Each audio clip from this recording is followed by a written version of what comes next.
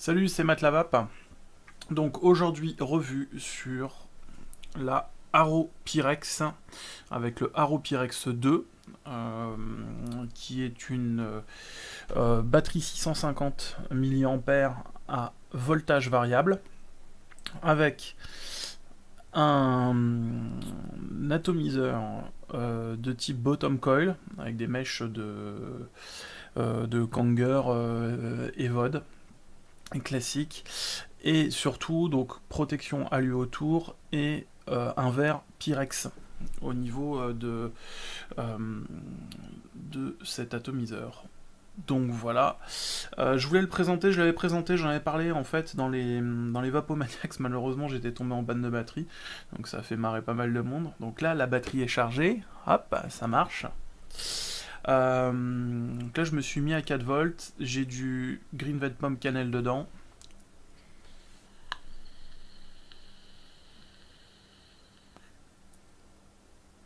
Voilà. Ça marche super bien pour une batterie en voltage variable. Donc, moi ce que je me suis dit par rapport à ça,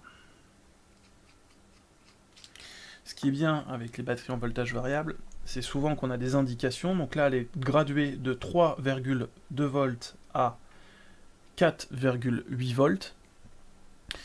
Et je me suis dit, généralement, c'est pas forcément précis. À chaque fois qu'on fait des tests là-dessus, quand on se met à 3,2, on n'obtient pas 3,2. On est toujours, vu que c'est une molette, c'est un potentiomètre en fait qu'on a en bas, c'est jamais très très précis. Et il suffit que ça soit un peu décalé au niveau de l'impression et on n'a pas les bons résultats. Donc là, je me mets tout en bas. Je me mets à 3,2. Je vais pas faire de gros plans sur cette vidéo.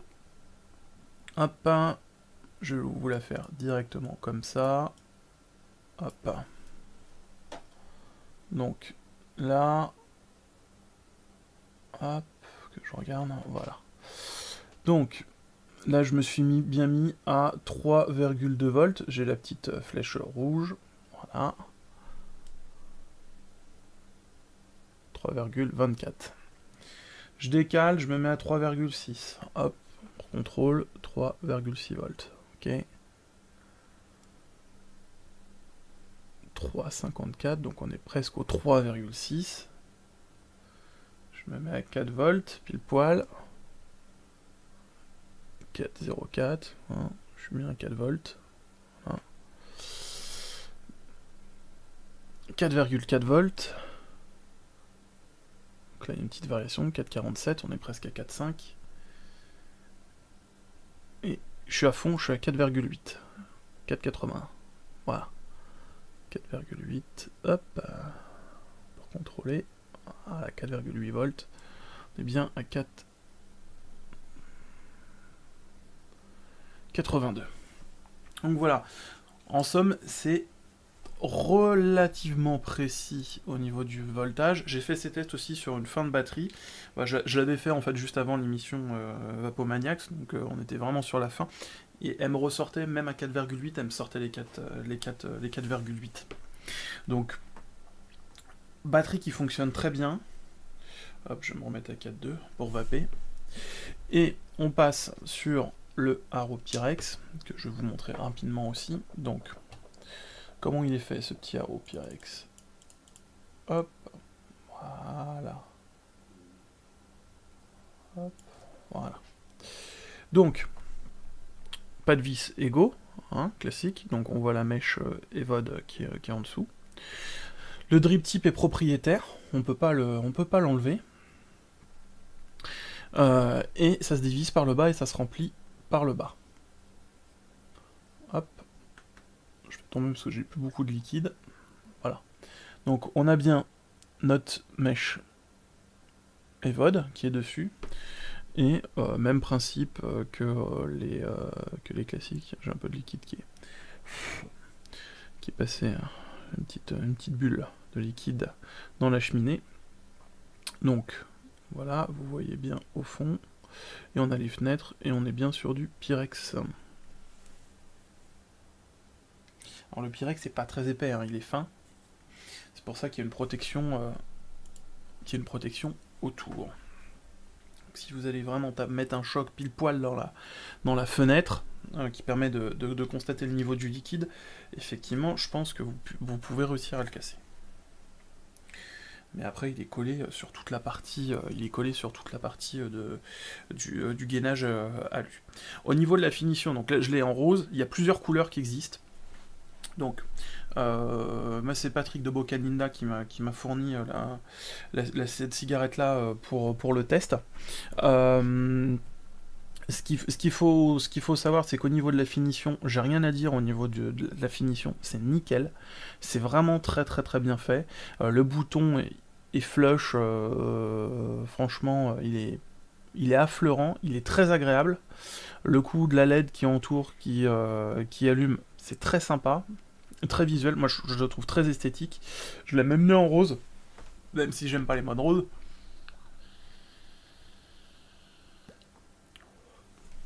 Ça commence à faire 2-3 fois que j'ai des trucs dans le genre. Mais voilà, ça existe en noir, en argenté, enfin il y a plusieurs couleurs. Et je sais que chez Bocaninda, il sort le pack. Donc avec cette batterie, cet atomiseur, une housse chargeur USB et chargeur l'adaptateur secteur, 49 €. Si je dis pas de bêtises, normalement c'est ça.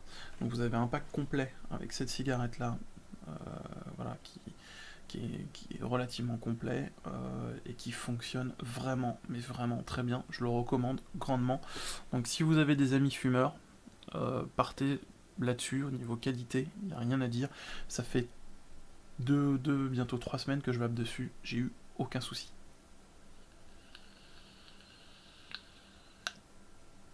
La restitution des saveurs est terrible.